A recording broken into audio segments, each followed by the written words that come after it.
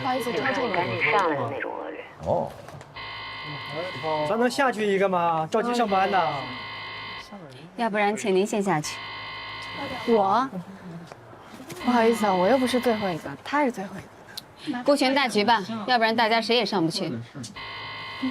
您为什么不顾全大局做下一趟呢？美女，咱不差这1分钟2分钟了，行吗？我们都有急事。当然差1分钟，如果差1分钟的话，客户可能就会取消订单。谁没有急事？我们的确有非常要紧的事儿，所以能不能拜托你乘下一趟？不是这位先生，谁没有要紧的事儿啊？请问？那这是我的名片，请收好。您给我名片什么意思？我知道您是律师，所以您想告诉我说您的工作很重要。虽然您最后一个上来的，但是您要先上楼是吧？不，我是想说，如果你因此丢了工作，你可以找我。我找你干嘛呀？我可以让你老板赔你很大一笔钱。如果你做不到呢？我从来不说自己办不到的事情。谢谢。谢谢。快一点吧，好吗？我们要迟到，谢谢。你要迟到了，谢谢您，谢谢啊。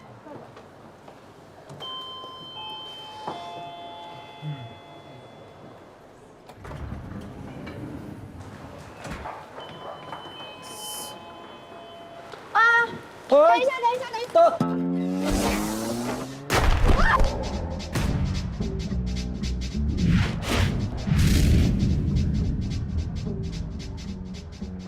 对不起，干嘛呀？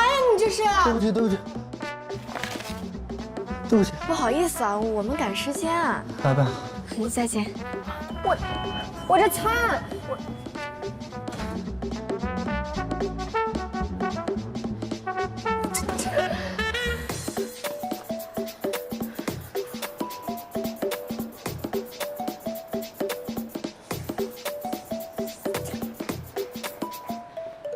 咱这个不违法吧？哎，针孔摄像头又不是管制刀具。咱不是说好了吗？如果他承认侵权的话，咱们就稳操胜券；如果他敢睁着眼说瞎话不认，直接给他发一快手。群众的眼睛还是雪亮的呀，法官得尊重民意，对吧？你别紧张啊。我不紧张。哎，他一会儿来了，肯定先压我一头，目的就是想让你对我产生不信任。记住了，千万别上当。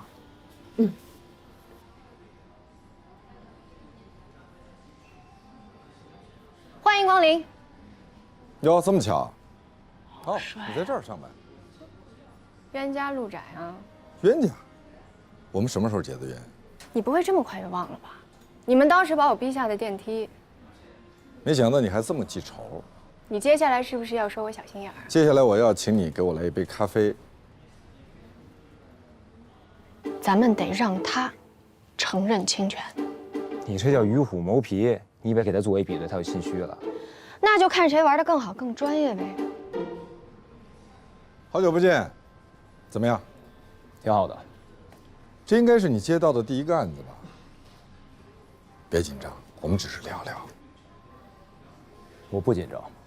这是我的当事人吴美薇女士。吴小姐你好，我是罗宾。你好，你好。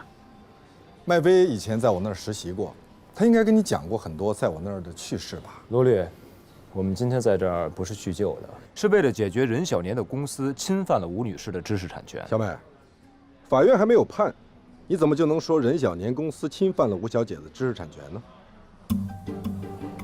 我觉得吧，现在是他们比较被动，所以罗宾来了，咱们就直接跟他说，如果不承认侵权，其他不用谈了。他拔脚就走，是我没教好他，我的错。您教我的我都记得呢。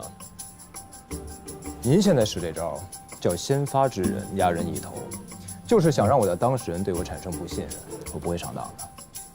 我没有教过你这招，你肯定记错了。我的记性很好。那你一定应该记得我教过你，法律的功能不是挑起争端，而是制止争端；不是制造分歧，而是阻止分歧；不是混淆是非，而是以公允的态度、准确的措辞提供确切的事实。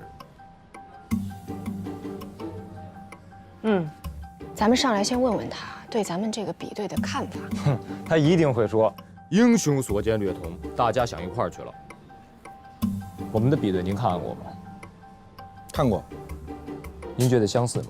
英雄所见略同。这就正好掉到咱们挖的坑里了。他怎么解释？他们给美薇发过邮件。不止发过邮件，还打过电话呢。到时候你当场戳穿他，你就跟他说，当时谁谁谁约我见过面，我还去面过试。那他就不能自圆其说了。那您的意思是说，大家想一块儿了？任小年的秘书给我打过电话，还约我去过面试，所以说不可能想到一块儿。我就怕到时候他睁着眼说瞎话，他万一说你比对不像呢？那咱们就给他录下来，编成小视频发到快手上去，让大家评判一下。然后呢？如果公众都认为他是一个不诚实的人，那法官怎么可能会采信他说的话呢？吴小姐，善虑者不送。其实我今天来，你好，您的咖啡。谢谢。请问你们有什么要点的吗？不需要，谢谢。打扰了。您刚才想说，您今天来是？吴小姐，这是一份协议，任小年的人事时尚希望能够邀请你成为他们的首席设计师。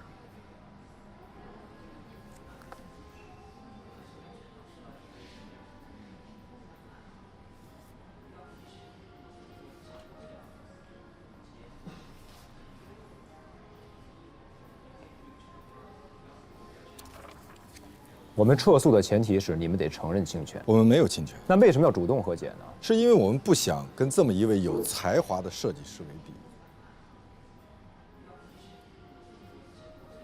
那您怎么解释？人事时尚的产品和吴小姐的作品高度相似呢？而且刚才你也承认了，比对结果的确是高度重合的呀。黑猩猩和人类的基因组也是高度重合，相似度达到99%，但一定不会有人说黑猩猩跟你是同一物种。吴小姐，我强烈建议你再咨询一下其他律师的意见，看看我们给到你的是不是最好的。行。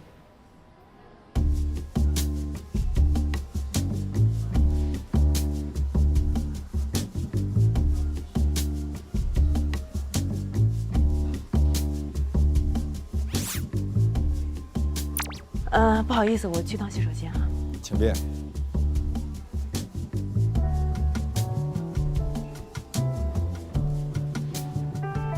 对不起啊。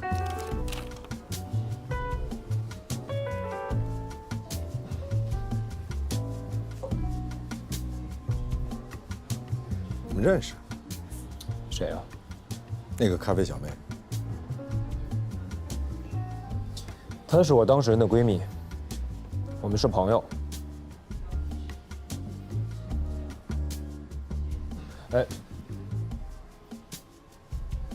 这不违法，这是合法的。当然。哎，我怎么觉得罗宾给人感觉挺好的，不像给人玩。你就是个坏痴。这份协议你要是签了，你就掉进去。哪有这么严重？他还夸我才华出众呢。你要时刻牢记，他是个律师，是任小年的律师，他接受的是任小年的委托，他的职责就是维护任小年的利益，即使他明知道任小年可能存在种种不端。是这样的吗？可我还是觉得他是真的欣赏我，聘请我当首席设计师。亲，那是人家职业素养高，好不好？人家把你卖了，你还替人数钱呢，亲。他哪把我卖了？按照这份合同，你是他们的首席设计师，也就是说，你所有的作品都属于人事时尚。没听懂是吧？也就是说，他们给了你一张空头支票，首席设计师换走你所有的作品。啊？哎，我看罗宾还挺亲切的，咣一下给我一个大馅饼，咣一下给你个大陷阱。他为什么呀？因为这是他的职业。他的职业是抢劫吗？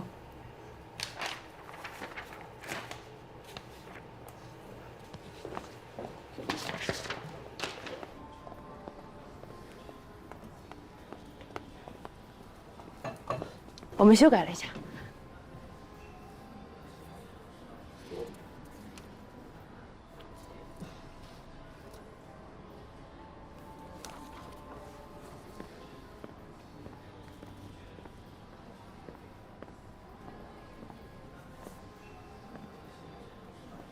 这是你改的？你们改的什么呀？啊？我也不清楚。其他条款没问题，我们可以商量，但是这一条不合理，必须要删掉。那就不必谈了。你们起诉任小年，要求索赔500万，并且赔礼道歉。可是你提的条件也是让我们支付500万，并且赔礼道歉。那么还有什么和解的必要呢？也就是说，即使我们官司输了，结果也是一样。不一样。有什么不一样？如果我们打官司，法院支持我们，那我们就会拿到500万的赔偿金。但是如果和解，按照你们起草的和解协议，我们得到的仅仅是一个首席设计师的职位而已，年薪过100万的，是税前，而且还要完成业绩才有可能拿得到。那也总比你们输了官司一无所获好吧？我们不怕打官司，反正我们又没有并购计划。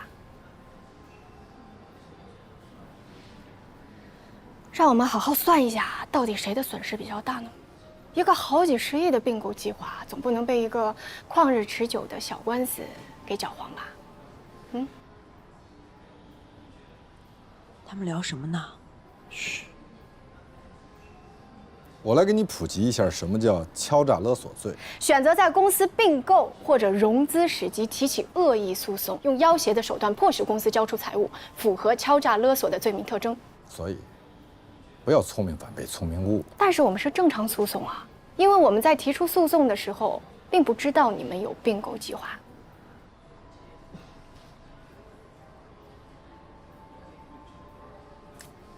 那你是什么时候知道的呢？就刚刚，你别想套我的话。我告诉你，我会读心术，我从你的表情里面读出了你的内心。你通过我的表情读到我的内心，有并购2个字。那请你再重新读一读，看看我的内心里面是不是有双赢2个字。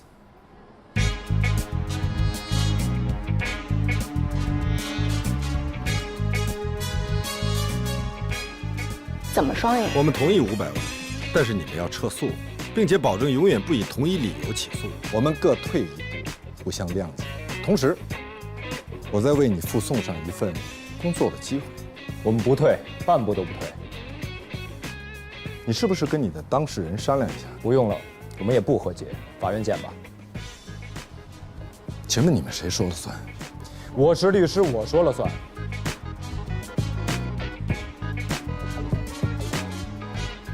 这份协议在我们下班之前都有效。我们的下班时间是晚上6点半。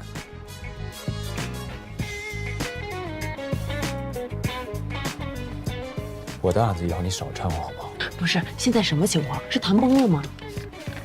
你别给我呀，我也看不懂，我听你们的。我觉得算双赢吧。他们本来是必败，为什么要跟他们双赢啊？因为打官司是一件性价比非常低的事儿。你为什么突然替他说话了？我没有替他说话，我真的是觉得说我这个。听到了，我听到了。你听到什么了？他要给你份工作，他是不是让你去他律师事务所上班，对吧？他总能抓到人的软肋，因为他知道你想要什么。你的意思是我被他收买了是吗？我不是这种人。我没说你是那样的人，我说他是那样的人。那什么意思啊？我根本就没有告诉他我到底想要什么。我满脸写什么了？我是个非常非常好的律师，因为我是个法律天才。你们别吵了，到底怎么回事啊？你跟他对抗，就是想引起他对你的关注和兴趣，太明显了。因为我是，我就这么想的，我就是这么想的。Excuse me， 一杯卡布奇诺，带走，谢谢。罗律师，正好，你能帮我解释一下吗？非常乐意。根据这份协议，你可以获得500万的投资款。这么多啊？当然是有条件的。首先你要保密，其次你要跟任先生成为一致行动人。什么叫一致行动？就是你不能告他了，他给你的500万就是把应该赔给你的侵权费当投资款付给了你。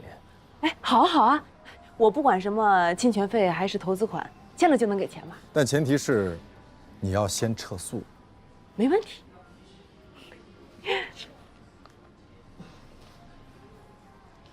那我们什么时候签？达成协议我们先签，签完之后我闪送给你，最晚明天可以吗？可以。要不我们互相加一个？当然，我的荣幸。我的荣幸。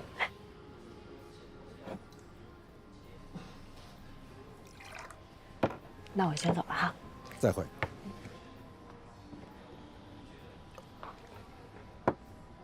其实，一直以来，我也很希望自己能够成为一个咖啡师。谁拦着你了呢？没人拦着。罗律师，再见。再见。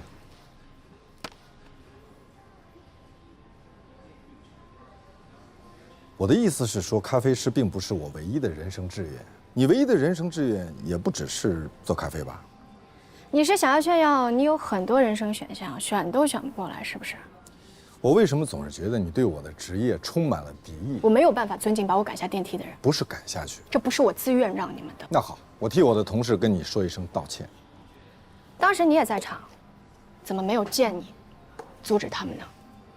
如果这也是我的错的话，我也可以跟你道歉，并且这很有可能成为我的人生耻辱。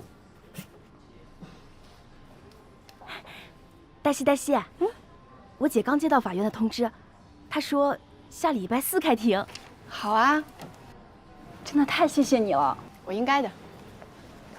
那帮人帮到底，你再帮我姐出个庭呗。这不行。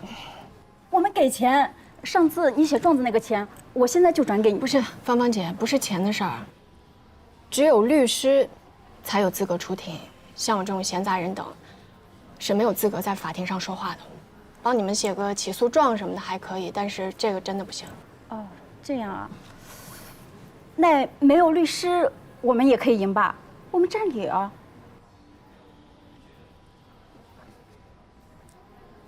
我帮你做杯咖啡吧。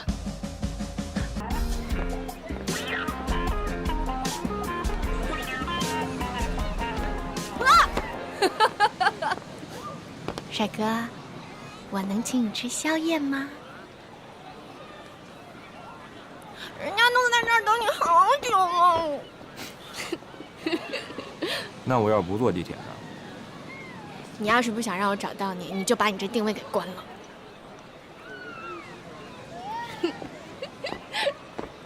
我现在知道什么叫当事人了。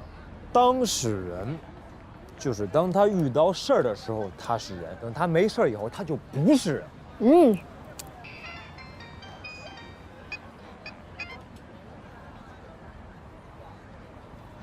喂，艾伦，我现在在外面呢。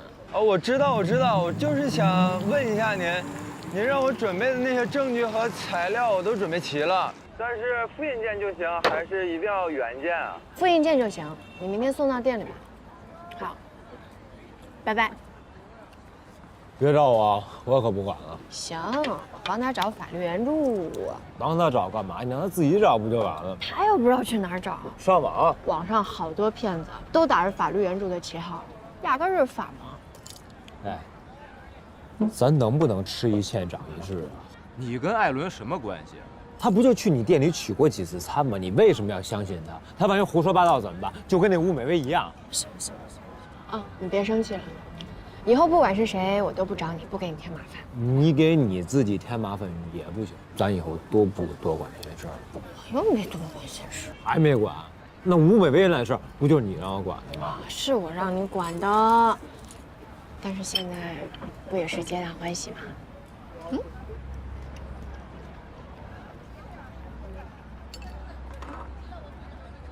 皆大欢喜，你管这叫皆大欢喜啊？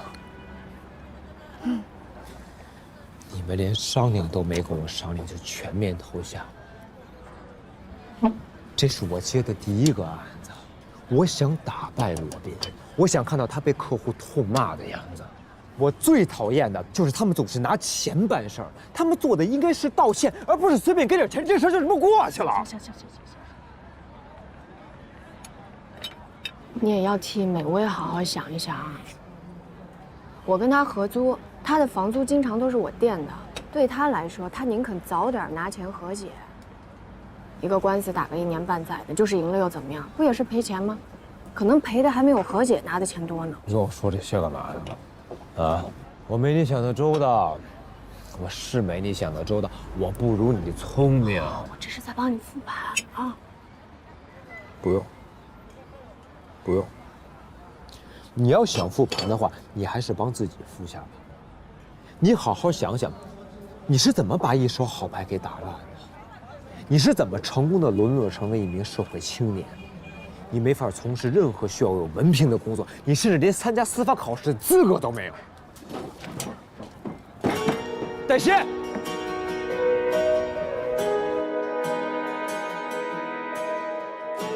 我知道时光不会为我停留，茫茫人海中也没人会回头，我一个人加油，一个人装着自己的我在为你附送上一份工作的机会。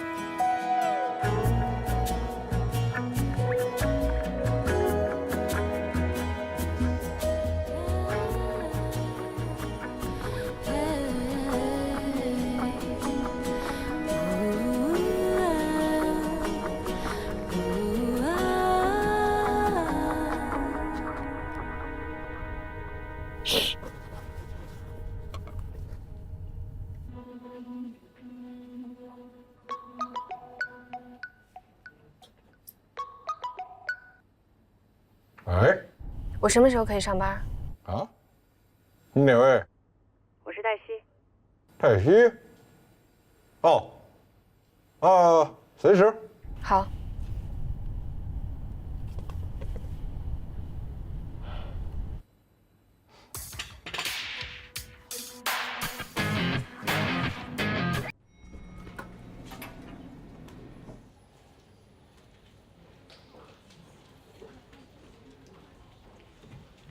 请问您找谁？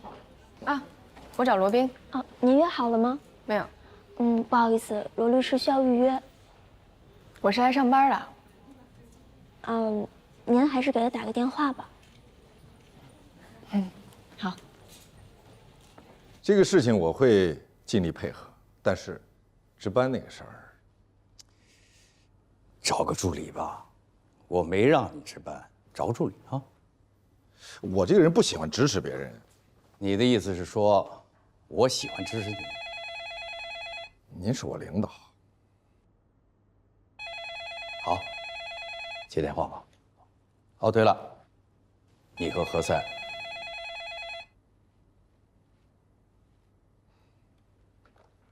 喂，罗律师，我是黛西，我到你律所前台了。好，你等一下，我马上过来。小美，律所的福利你还没领呢，西班牙的皇室用的。哇，谢谢。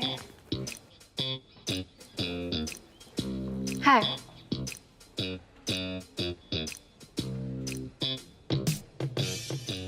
你这样就来了？怎么了？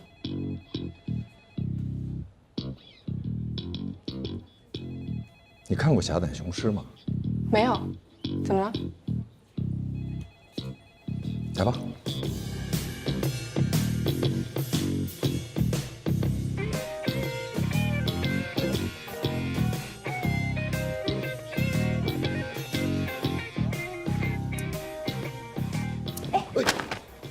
对不起啊。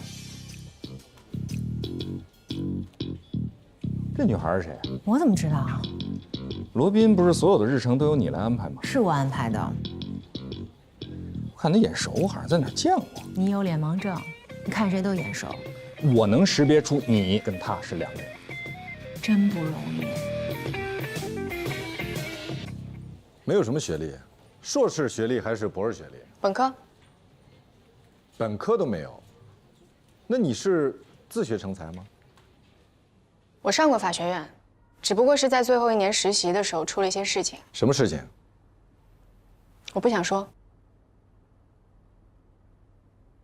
你应该知道，我们律所最低要求都是硕士学历以上。可是您昨天说要提供给我一份工作，并没有告诉我说要硕士以上啊。我现在说也不晚。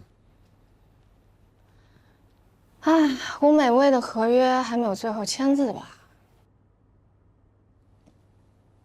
你威胁我？温馨提示。那你能做什么？所有律师助理能做的事情，我都可以做。会写律师函吗？会。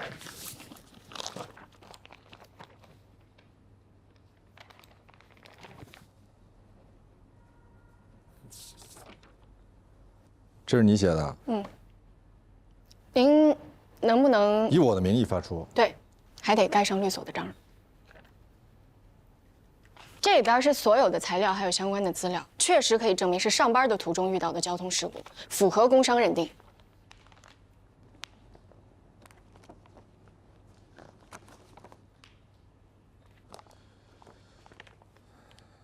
这是你送我的见面礼。希望您可以喜欢。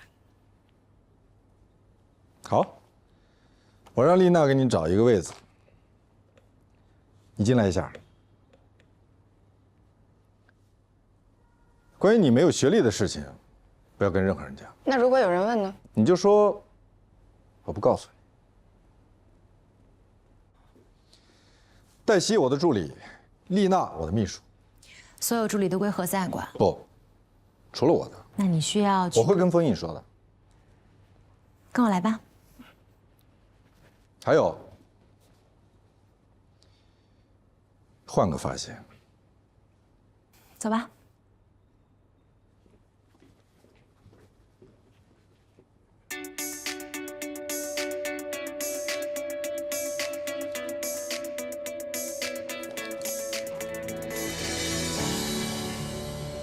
这边有2个空位子，你选一个吧。谢谢。丽娜姐，你先坐。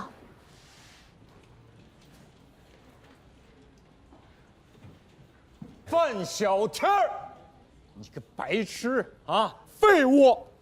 我看看，这是什么？啊，错别字儿，给我重新校对一遍啊！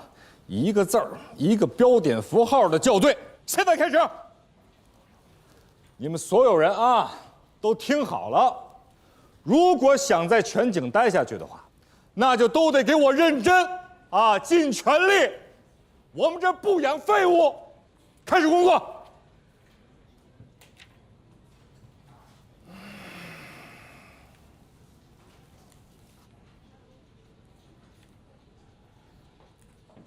你谁呀？我是黛西。你什么时候来的？今天。谁招的你？我怎么不知道啊？填没填表？谁给你填的表？我没面试过你，但是我在哪儿见过你？黛西，罗宾刚招的助理，今天刚到实习，按公司规定，实习期满才需要办入职手续。我是何塞，所有的实习生助理都归我管，罗宾的也不例外。我想起来了，你是那个送外卖的。他不是，你看错人了。可这个头发，罗宾已经跟他说让他换发型了。不是，我是说，你是说罗宾找了一个送外卖的给他当助理？那不能够呢，我不是那个意思啊。对不起啊，喂，朱莉啊。好的，好的，好的啊。好，你有什么问题随时找我。谢谢你啊。何塞经常认错人，你不要放在心上。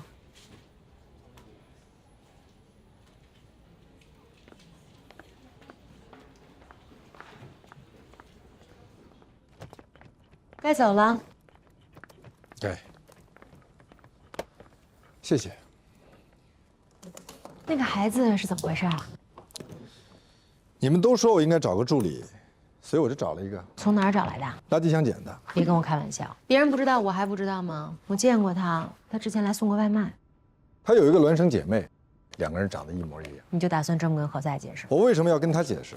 何塞也见过他。他没见过。见过，我在场。那就请你告诉他，他认错人了。我就是这么跟他说的。谢谢。还要感谢你助理的完美配合。他怎么配合的？既不否认也不承认啊。特别好。特别好是什么意思啊？你们俩初次见面就可以配合得如此完美。何塞可没那么好糊弄。你没问题，你对付他绰绰有余。那你的助理呢？他更没问题，8个何塞都不是他的对手。你到底为什么招他？你这不是等于给自己埋雷吗？我不太喜欢没有难度的生活。那是不是以后我的工作里面还要加一项排雷的任务啊？你这是在委婉地提出加薪的要求吗？罗律师，我不能给你开车了。为什么？那天我去接你，后来送孕妇去医院，结果闯了一路的红灯，全给拍了，扣了12分。我现在没驾照了。你不要着急，我现在去开庭，等我回来，你的驾照我给你要回来。好，开庭是大事，我这不急。可是谁送您啊？我自己开吧。那您辛苦了。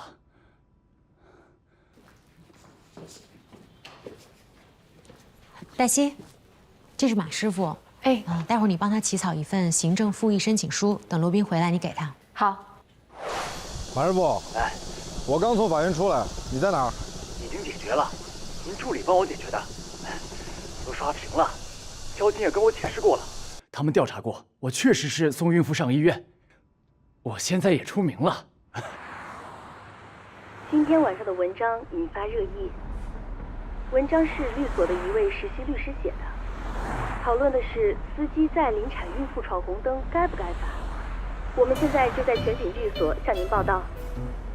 今天是您第一天上班？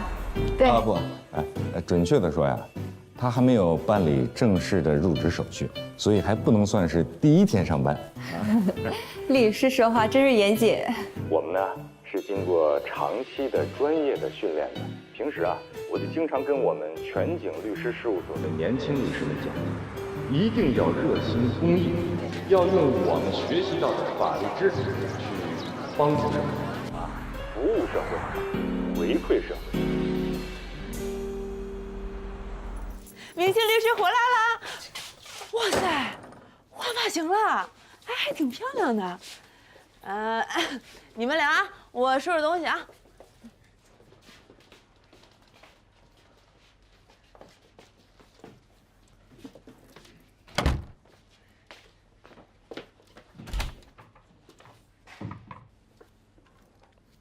你这发型挺好看的，跟以前那比吧，脸儿小。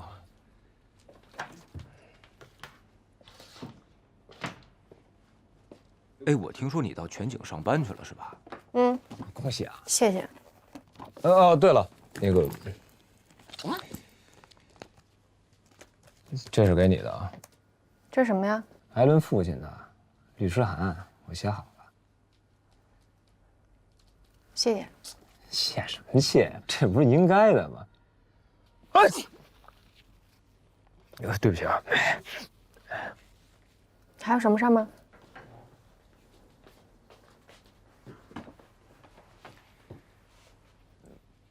我错了，我今天复盘了一整天，我当时吧是特别生气，但是我就觉得，你好赖跟我商量一下啊，结果你们俩在那边啊讨论特别火热，那把我丢一边，我能不生气吗？啊！赶紧走吧你！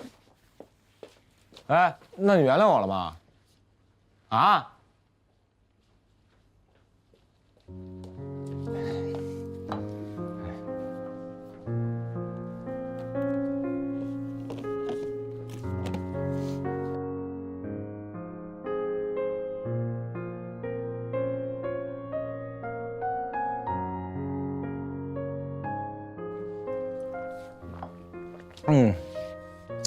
那我吃了药，是不是就算好了？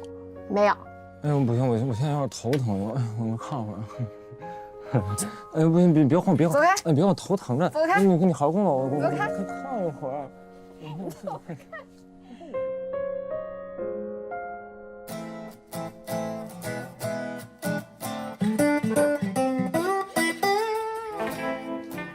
任总，罗律师，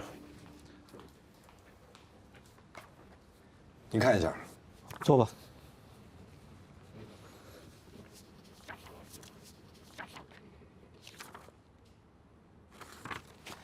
这就完事儿了吗？我就是想要个结果，结果你们那个何塞律师一直跟我掰扯法律条文，掰扯得我头都大了。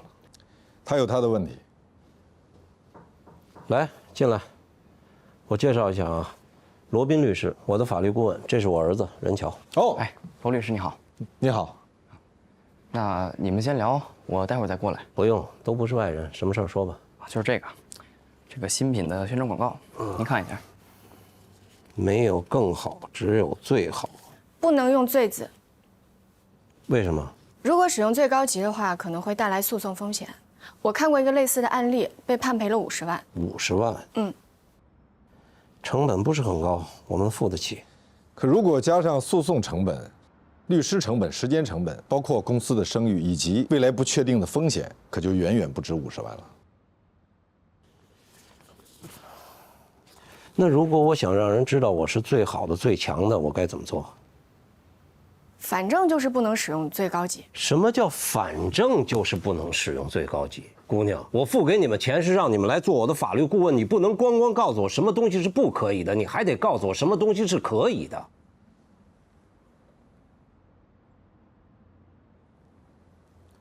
任总，可以换一下顺序。换顺序？没有最好，只有更好。好，没有最好，只有更好，不用最高级，用比较级，去吧。行，你在哪儿读的法律？你怎么进的这个律师事务所？你念过书吗？任总，还是要相信我们律所。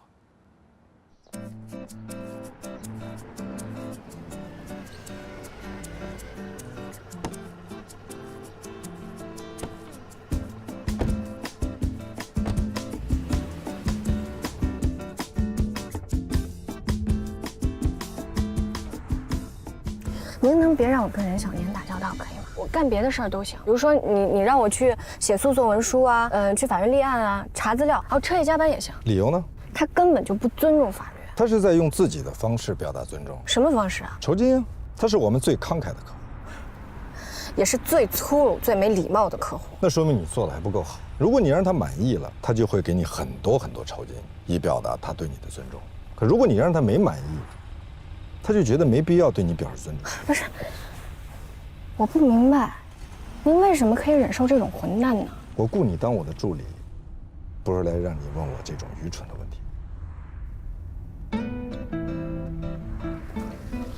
哎，我现在可以理解为什么您能和任小年惺惺相惜了。你用错成语了，我跟他谈不上惺惺相惜。那您这是什么呀？叫受人之托，忠人之事。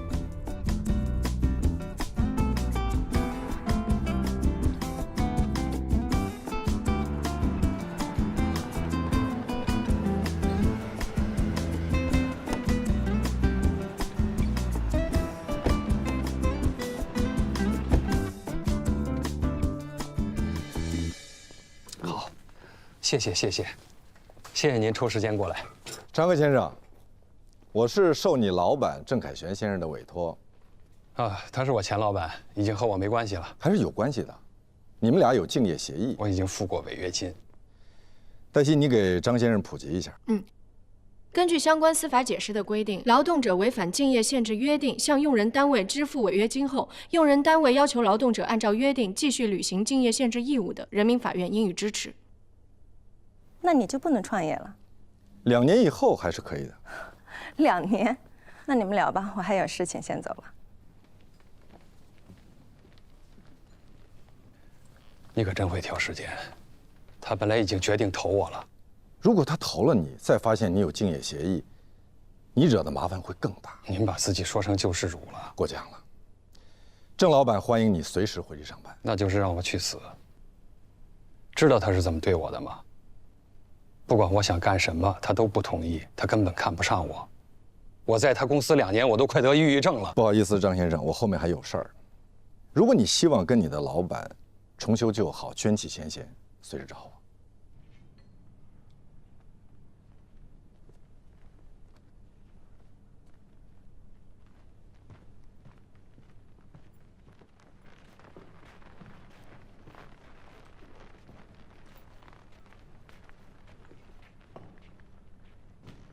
我觉得咱们这样做对他不公平。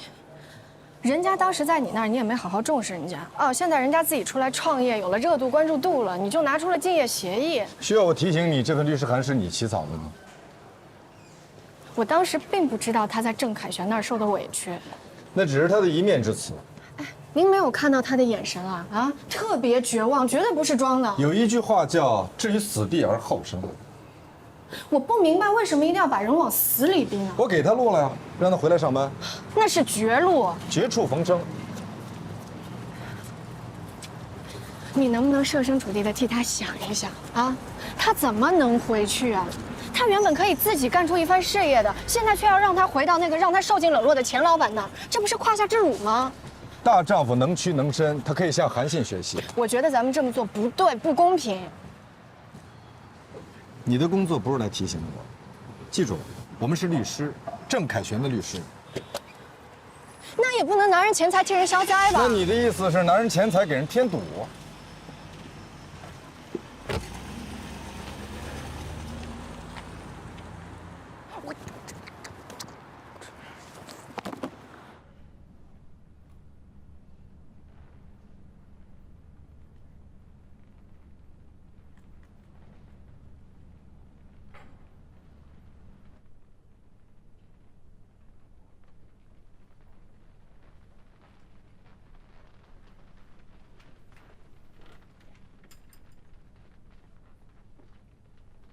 你们可真够敬业的，拿刀捅了人，还得回来看看这刀捅得有多重。我是想，郑凯旋给了你们多少钱？你干这么缺德的事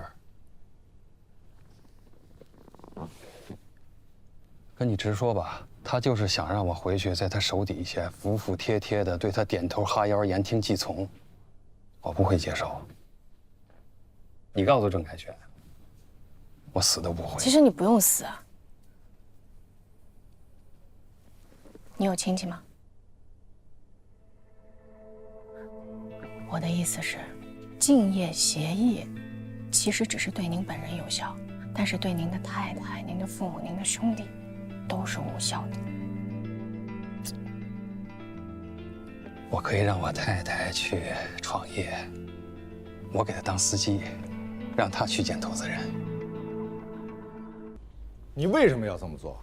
因为这么做是对的。对在哪里？你这是在出卖我们的客户。张科他当年签这份竞业协议的时候，本以为自己会受到重视，大展宏图，但是没有想到，如果这个理由成立，所有签过竞业协议的人，如果不想遵守，都可以说自己受了委屈，都可以就此要求免除竞业限制。那这个协议还有什么存在的必要呢？但是如果我们稍微有点同情心的话，你真的以为你很聪明吗？我警告你，你的所谓同情心，严重损害了我们委托人的合法权益，而且。因为你的这个自作聪明，接下来我将不得不采取更加严厉的法律手段，把张科告到倾家荡产。所以，你现在有2个选项：一，把事情去摆平解决；二，马上走人。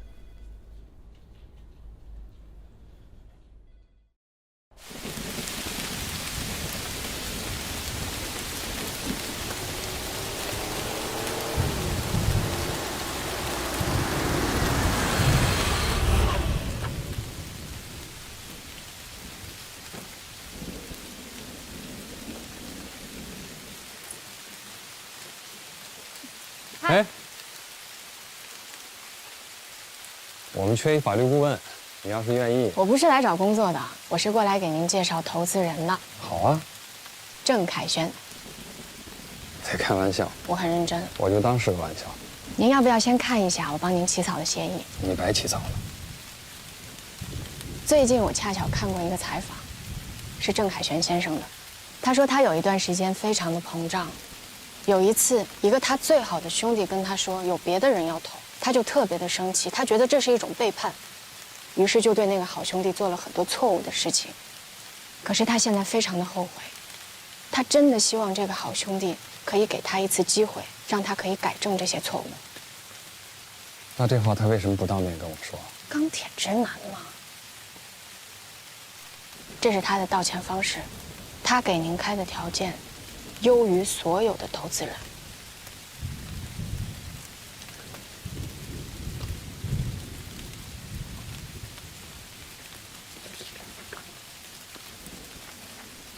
其实，我也应该跟您道个歉。虽然说以您太太的名义注册公司，在一定程度上是可以规避竞业条款，但是还是会有诉讼风险。如果郑凯旋他真的想要找您麻烦，发起诉讼的话，那您的公司不是您太太的公司就会官司缠身的。实在抱歉啊，张科先生，我不应该给您出这种馊主意的。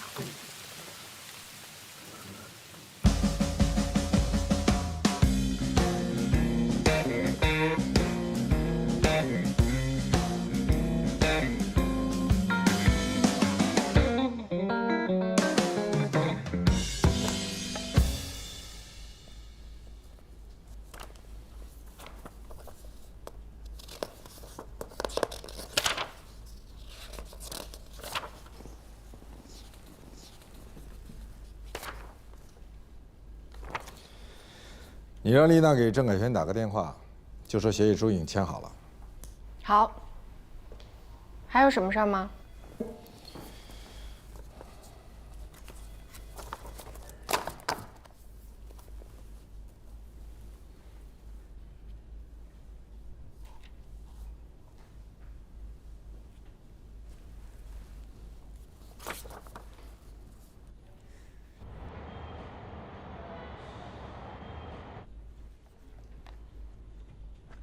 律师函、法律意见书、起诉状、答辩状、调解书。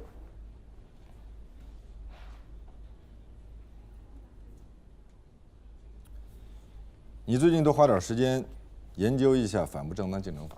柏静红被告是因为侵犯商业秘密，但他好像还不是咱们的客户吧？他很快就会是的。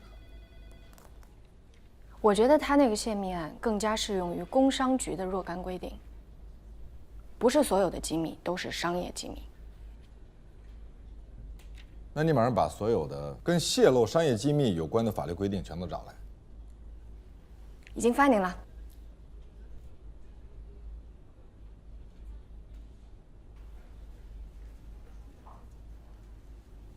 还不下班？我为什么还是觉得他有点像那天那个送外卖的？你从哪儿看出来人家像送外卖的了？你要再这么背后议论罗宾，我没有背后议论他。那你说人找一助理是送外卖的？我不是这个意思。如果别人说你随随便便找了一个没上过学、没读过书的女孩送外卖的来当你助理，你会怎么样？那我一定跟他翻脸。我是有职业荣誉感的，任何进入我们律所的人啊，无论是男女老幼，必须是毕业于名校。那你说人家罗宾找一送外卖当助理，你什么居心啊？我就是说，他有点像。你有脸盲症。是，我经常认错人。我有脸盲症啊，我不是那个意思啊，我什么意思都没有，你千万不要误会啊！我没有误会你，为了你好。我以后再也不乱说了。快去吧，赶紧下班，赶紧休息。我有脸盲症。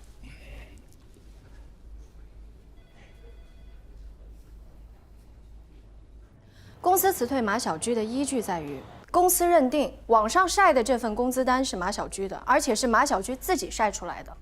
但是网上传的这个工资单局部截图当中，并没有员工的姓名或者公司，所以我们可以抗辩，仅凭公司内部调查就认为是员工泄露的，并不合理。公司认为他们在聘用合同中已经强调，工资属于高度机密，员工之间也不得交流工资信息，而且马小居也已经跟公司签了这份保密协议。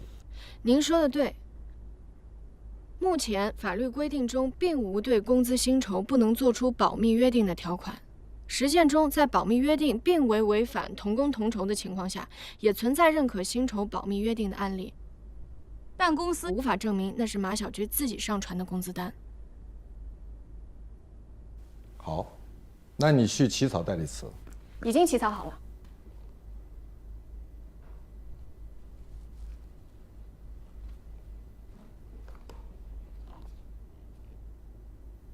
这是什么？这个是你做公益的报酬。这是 Alan 送的，他妈妈的手艺。你怎么知道？因为我吃过。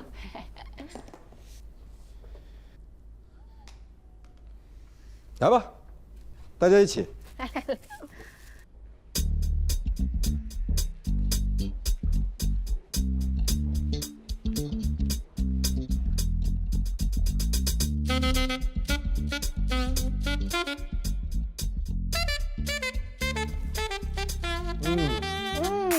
确实特别好吃，好吃吧？你慢点吃，说明你做的东西就骄傲。没事，对，跟我。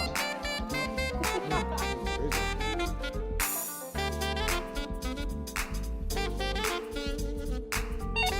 喂，给我订个外卖。你想吃什么？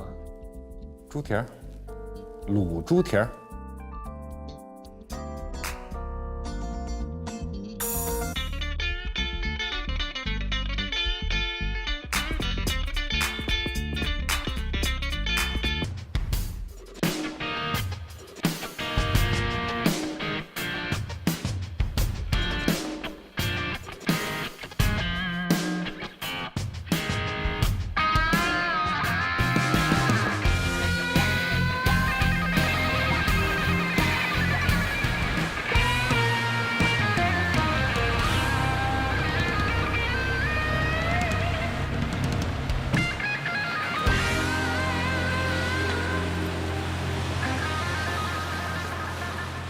你现在马上给任小年他们公司做一个完整的裁员预案流程。裁员？裁多少？裁员名单我会发到你邮箱。公司希望他们自动离职，你负责让他们签字。他们公司没有 HR 吗 HR 也在裁员之列。那如果他们不愿意自动离职呢？你要告诉他们可能的后果，比如说呢？开除。为什么？你负责找到合理合法的开除理由。是任小年的公司出什么问题了吗？是并购。去做吧，一定要想周全，包括法律方面的流程、企业内部沟通和手续办理的流程，都要合法合规，避免引起法律纠纷。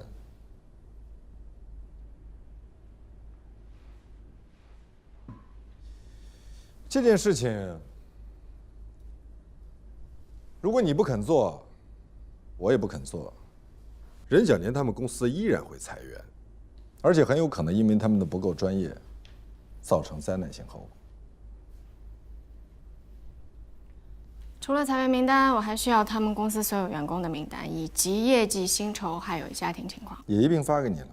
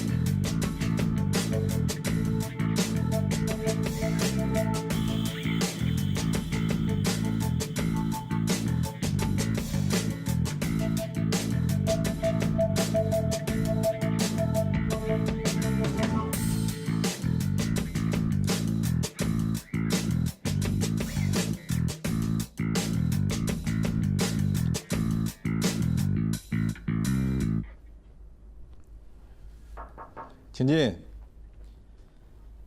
你好。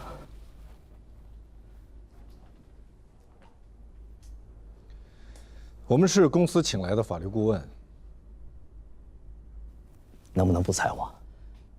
我在这家公司做了24年，我是这儿的高管。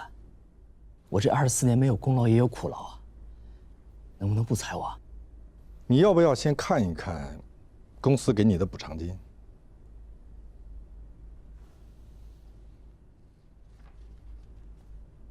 这份解除劳动关系的合同，如果你同意就签字，不同意的话，我们可以负责给你解释。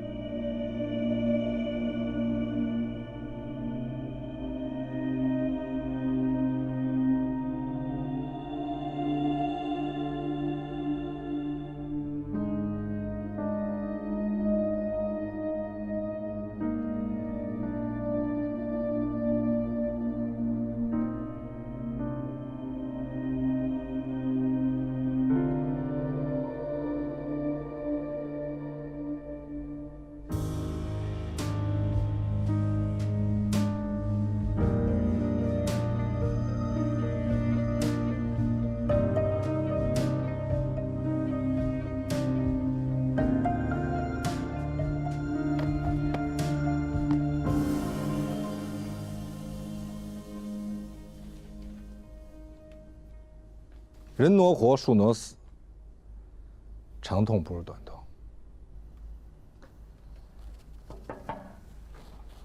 怎么样？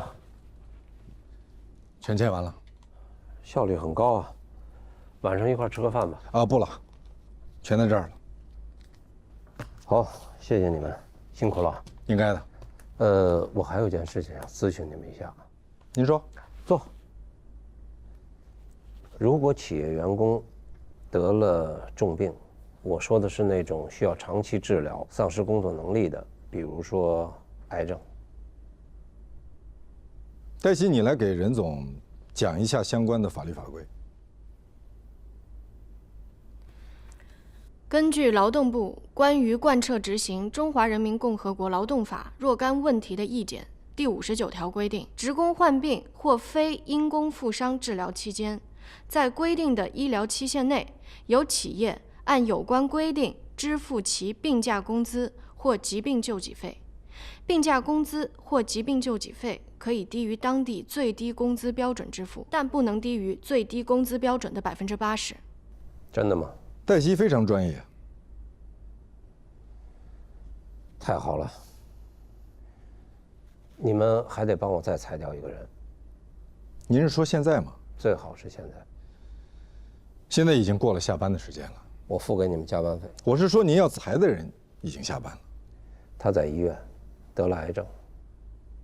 吴军，你怎么知道？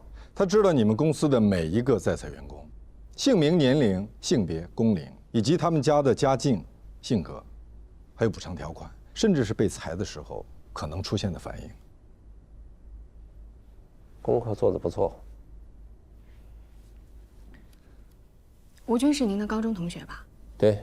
您公司成立的时候他就在，2年前他身为公司大客户经理，在就职仪式上他公开表示，他最大的愿望就是为公司服务到功成身退，但是他后来得了癌，可是现在经过治疗，情况已经基本稳定了呀。对，所以他提出想重返工作岗位，但是他的身体状况已经不再适合高管这个位置了。他儿子年龄还小，而且他夫人又没有工作，他看病花了好多的钱。每个人不都应该面对自己的人生难题吗？我明白，但是我不能理解的是，您明明有能力帮他，您为什么要……哎，你现在马上去医院，我不管你用什么办法让他签字离职。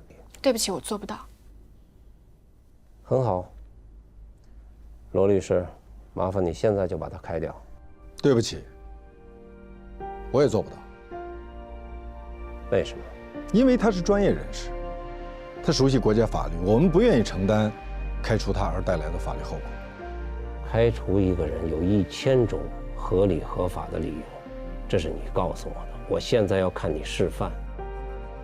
对不起，您看不到。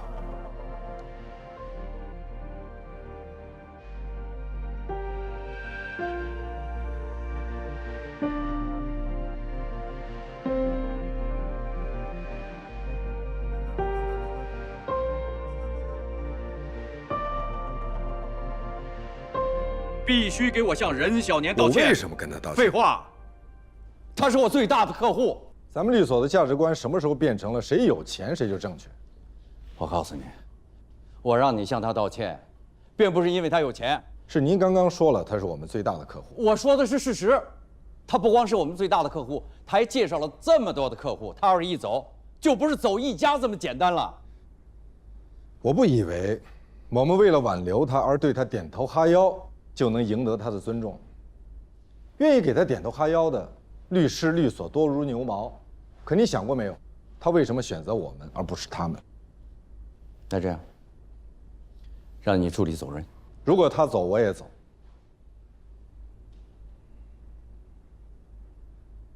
我和他没有您猜测的那种关系。那为什么你为了他还激怒客人呢？为了公平。他激怒了我的客户，这一点我已经批评教育过他。我怎么向任小年交代啊？我认识他以来，他从来没有发过这么大脾气。您就可以跟他说，我那个实习助理太年轻，他缺乏跟大客户沟通交流的经验。这一点以后我们一定会加强职业培训，但是不能因为他说了几句真话实话，我们就要把他开掉。我不是这样的人，您不是这样的上司，我们的律所也绝不是这样的律所。